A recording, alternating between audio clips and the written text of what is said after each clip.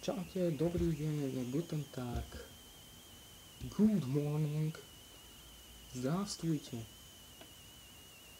ciao, buenos dias, buongiorno. Tak, zrazu som sa na možno na každom známom jazyku. Okrem angličtiny, takže Vlnapet napríklad. Chcel by som sériou videí povedať svoj názor o Bohu,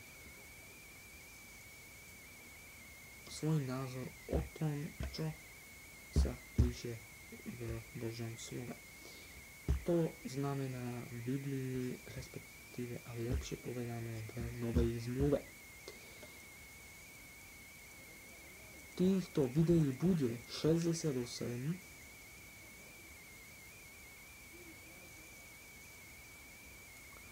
Každé to video bude mať inú minutáž. Takže pre tento úvod by som to chcel do tohto úvodu, alebo tento úvod by som chcel, aby mal najviac 3 minútky alebo 4. Takže budem hovoriť, na každom videu bude nejaká tá kapitola z tej novej zmluvy, o ktorej poviem svoj názor, o tom, čo cítim pri čítaní tých slov. A chcem, aby to zaznamenalo čo najviac ľudí, ktorí hľadajú Boha a ktorí chcú prijať Spasiteľa.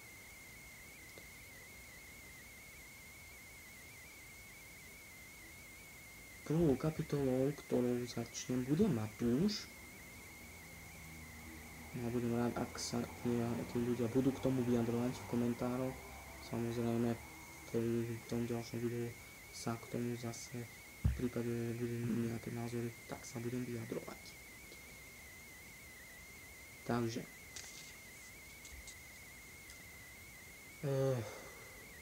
Matúš bude mať 4 časti, každá tá časť bude mať 7 kapitol.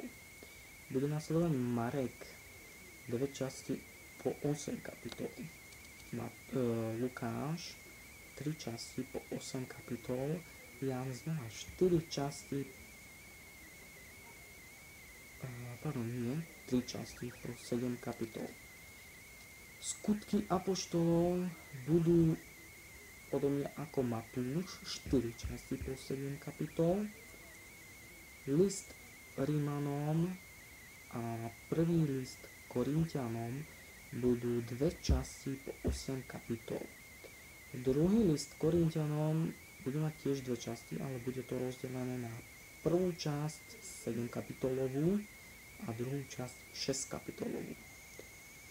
List Galatianom a list Efežanom budeme mať po jednej časti, ktorá bude zložená zo všetkých 6 kapitol, ktorá má tá jednotlivá vyučujúca kniha alebo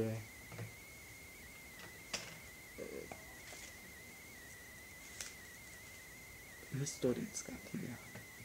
Medzi tie historické knihy patria Evanjelia plus skutky apoštolov, vyučujúce sú tie ostatné, plus je tam prorocká kniha Zjavenie Jána, no a následne to uzavrieme žalmami a prísloviami.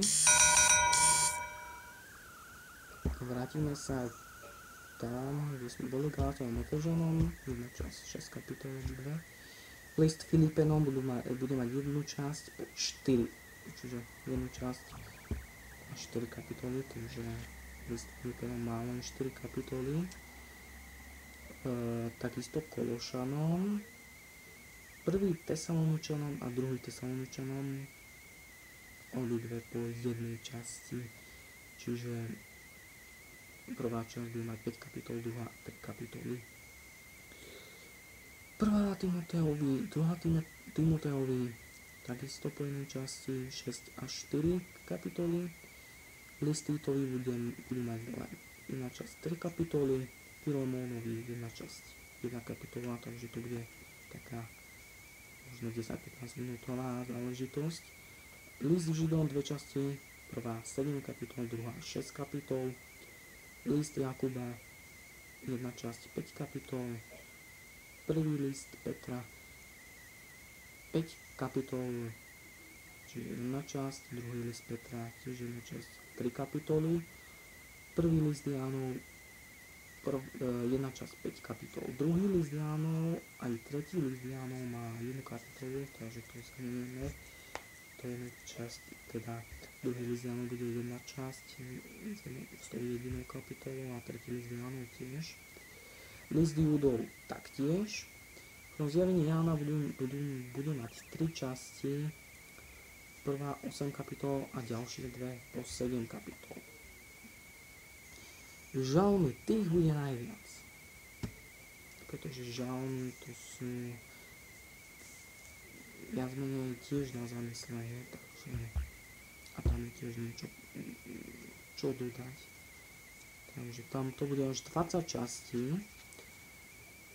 Pozostáva to z 5 kníh žalmov. Prvá má 41, druhá 31, tretia a štvrtá po 17 a posledná kniha žalmov má 44. Prvá kniha žalmov bude rozdelená do 6 častí, 5 po 7 kapitol, po 7 žalmov a 1 6 žalmov. Druhá kniha žalmov bude rozdelená do tohto časti po 8 kapitol a 1 po 7. Tretia kniha žalmov bude rozdelená na 9 časti, 1 9 žalmová, druhá 8 žalmová, štvrtá kniha žalmov taktiež. A posledná kniha žalmov 5 bude mať 2 časti po 8 žalmov a 4 po 7. Príslovia, to bude záver, to budú 4 časti, prvé 3 po 8 kapitol, na záverečná 7 kapitol, no a všetko to uzavrieme veľkým záverečným videom. A myslím si, že môžem vám niečo prečítať, aby som vás navnadil.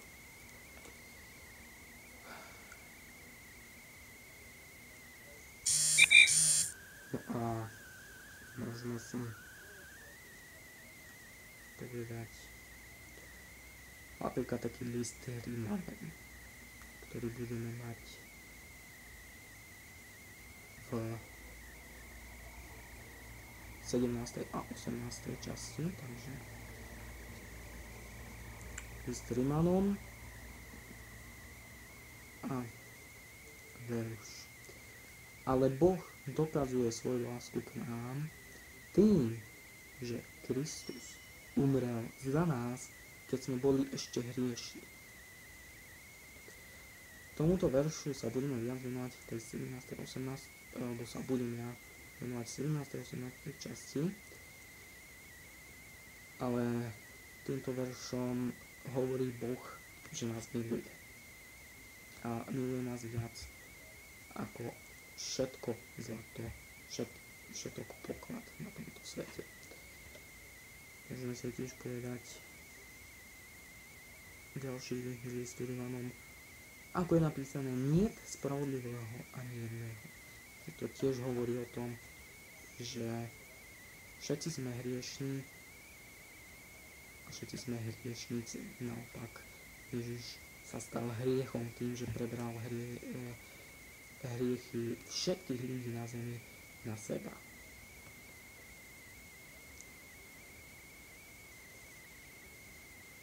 Ján hovorí, ale tým, čo ho prijali, dal moc stať sa detkami Božími, tým, čo veria v jeho meno. To znamená, že je to Boží liek na hriech.